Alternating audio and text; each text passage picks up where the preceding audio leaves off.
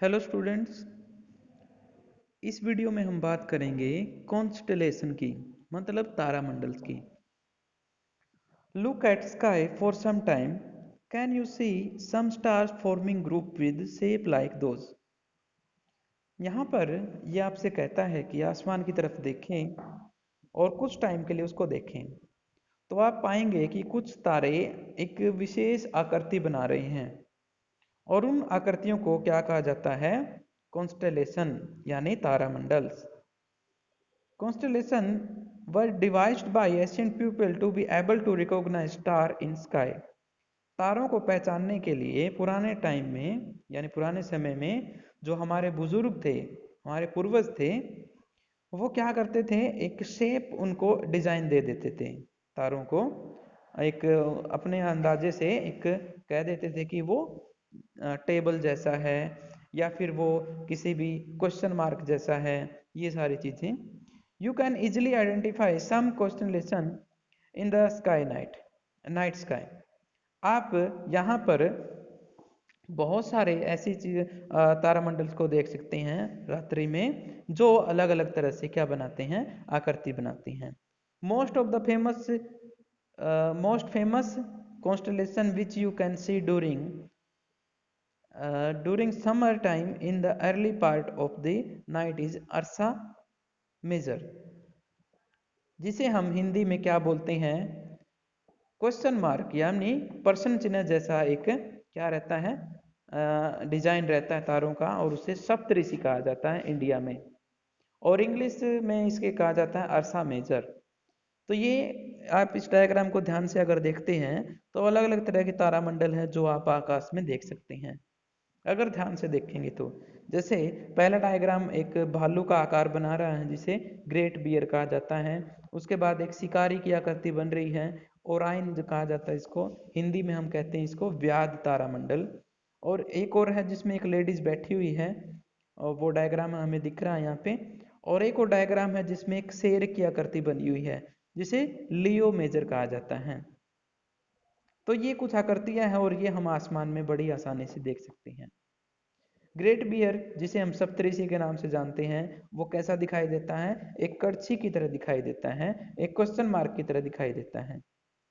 और जो वेद के अकॉर्डिंग, वेदास जो हमारे हैं, वेद हैं, पुराण हैं, उनके अकॉर्डिंग अर्सा मेजर जो सप्तऋषि कहा गया, वो उसमें आप कह सकते हो इन्होंने क्या बना दिए? पार्ट्स जो बने हैं वेदों के, उनको एक्सप्लेन किया हुआ है और 7 ऋषियों के हेल्प से इस डिजाइन को तैयार किया है। जैसे आप देख सकते हो, पहला तारा करातु है, उसके बाद पुलाहा, ये जो है ऋषियों के नाम हैं।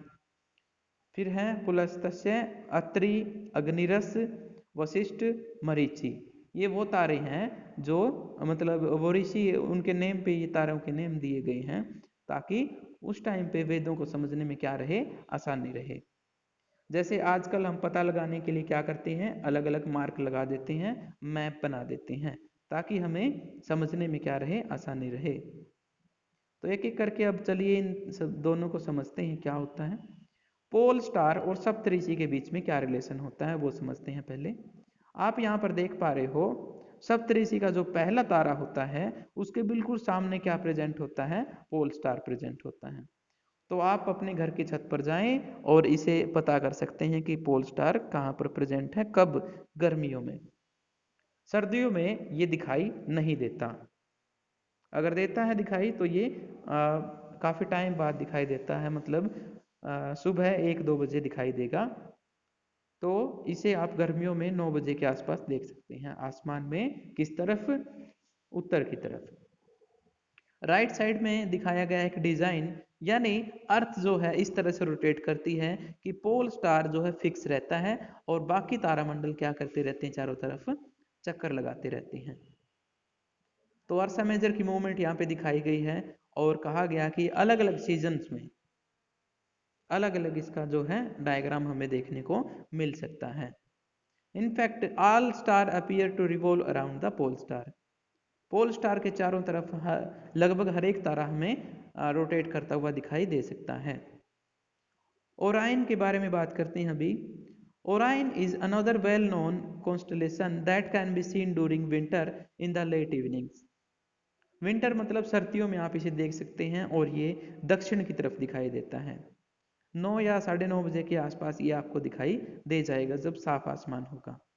तो आप ये एक्सपेरिमेंटली ये देख भी सकते हो अपने घर के बाहर छत से, ये आसमान में दक्षिण की तरफ दिखाई देगा 9 या 9:30 बजे के आसपास। और इसमें इसे हिंदी में क्या कहा जाता है, व्याध तारा कहा जाता है। और आप देख सकते हो इसमें क्या है, एक बेल्ट बनी हुई है 3 तारों की। उन 3 तारों के नीचे एक छोटी सी एक उसके बिल्कुल एंगल बनाते हुए एक और बेल्ट है जिसमें छोटे तारे आपको दिख रहे हैं ब्राइट, ठीक है। और इन बेल्ट के सामने एक चमकदार तारा होता है, उससे चमकदार तारा कोई दिखाई नहीं देता आसपास, उसे साइरिस कहा जाता है, साइरिस तारा कहा जाता है। और आप इस साइरिस जैसे आप देख सकते हो हर एक तारामंडल के साथ एक तारा जुड़ा हुआ है जिसकी हेल्प से पुराने टाइम में क्या पता लगाया जाता था, दिशाओं का पता लगाया जाता था। और आसमान में ये तारामंडल किस जगह पर है इस हिसाब से ये भी पता लगाया जाता था कि दिन का क्या समय हो गया है, मतलब रात का समय क्या हो चुका है।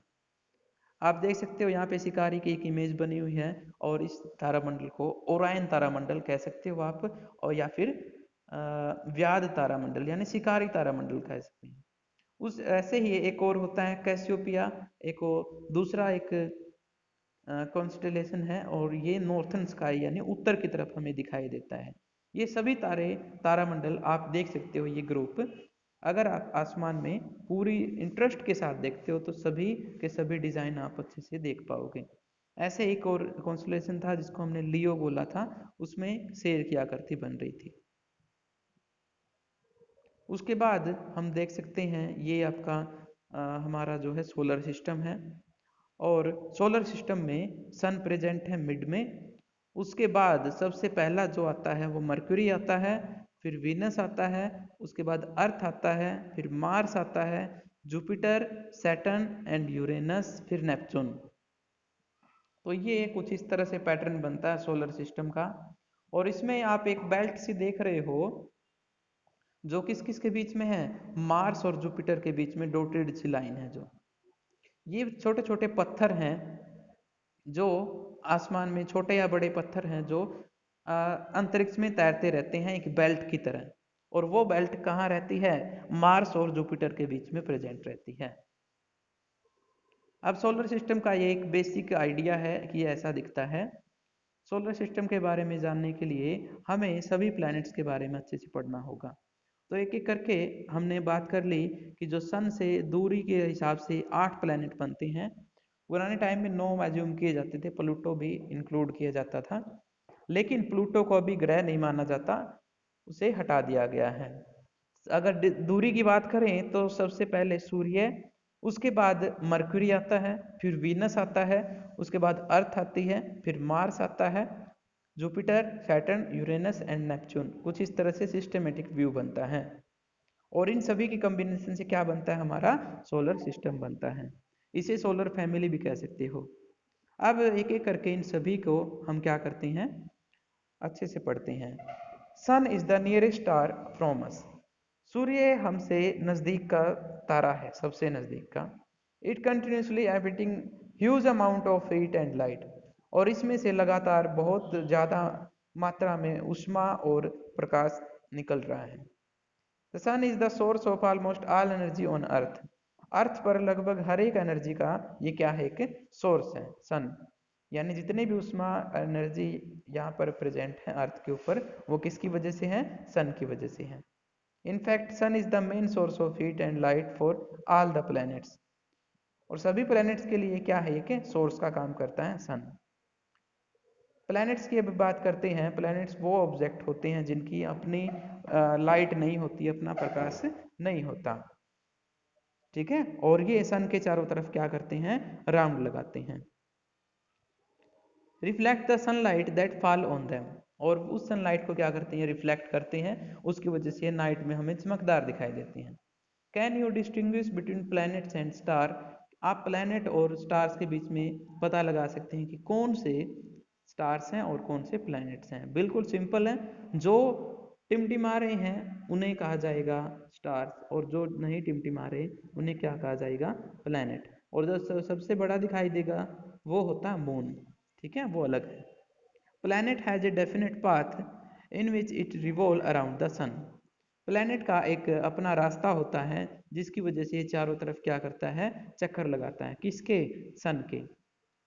और time taken by a planet to complete one revolution is called is period of revolution. एक प्लैनेट के द्वारा एक चक्कर लगाने में सूर्य का एक पूरा का पूरा कंप्लीट पीरियड करने में जो समय लगता है उसे उस प्लैनेट के लिए क्या कहा जाता है, एक वर्ष कहा जाता है। और अलग अलग प्लैनेट दूरी के हिसाब से अलग अलग अमाउंट में क्या करते हैं, मतलब अलग अलग टाइम लेते हैं रोटेट होने में। जो सबसे नज़दीक होगा सन के उसका टाइम पीरियड सबसे कम होगा, जो सबसे दूर होगा उसका पीरियड ज़्यादा होगा। तो ये कुछ इस तरह से यहाँ पे काम करते हैं। और ये जैसे यहाँ पे ये ग्रुप है, ये लड़कियों ने अपने हाथ में एक बोर्ड लिया हुआ है और एक पर्ची इनके हाथ में है जिस पर नेम लिखा गया है कि प्लैनेट कितनी दूर प्रेजेंट है। तो आप भी खेल खेल में इस चीज़ को समझ सकते हैं कि कैसे जो है स्टार्स और प्लैनेट्स अरेंज हैं एक दूसरे के साथ। ये डायग्राम जो है ये बहुत इंपॉर्टेंट डायग्राम है। इसमें दिखाया गया है, एक लट्टू घुमाया गया है और वो दिखाया गया कि वो एक जगह पर अपनी जगह घूम रहा है, और जैसे जैसे हम किसी टेबल पे अगर इसको छोड़ दें तो ये आगे की तरफ भी मूव करना शुरू कर देता है, ठीक है। प्लैनेट भी कुछ ऐसे ही करती है, प्लैनेट भी अपने एक्सिस पर भी रोटेट करते हैं और सन के चारों तरफ भी रोटेट करते हैं। अपने एक्सिस पर घूमने की वजह से उन पर दिन रात बनते हैं, और सन के चारों तरफ रोटेट करने में एक पूरा वर्ष होता है। ओके, तो ये इस तरह से यहाँ पे काम करते हैं। और अब उसके बाद हम बात करते हैं, some planets are known to have moons and satellite revolving around them. कुछ प्लैनेट्स के चारों तरफ सैटेलाइट्स या मून जो है लगातार चक्कर काट रहे हैं। और ये हम बात कर चुके हैं कि प्लैनेट के चारों तरफ जो ज्योमेट्री चक्कर काटती है वो क्या कहलाता है, उसका मून कहलाता है, चंद्रमा कहलाता है। Earth can be said to have a satellite of sun. Sun का जो सैटेलाइट होगा वो अर्थ कह सकते हैं आप उसको, और अर्थ का जो सैटेलाइट होगा वो क्या होगा, मून होगा। आर्टिफिशियल भी हो सकते हैं, अगर हम बनाएं तो उन्हें वो आर्टिफिशियल होंगे, और नेचुरल है तो उन्हें हम क्या कहेंगे, नेचुरल सैटेलाइट कहेंगे। उसके बाद हम अलग अलग जो ग्रह हैं उनके बारे में बात करेंगे एक एक करके कल, और डिटेल में पढ़ेंगे। Okay, all the best.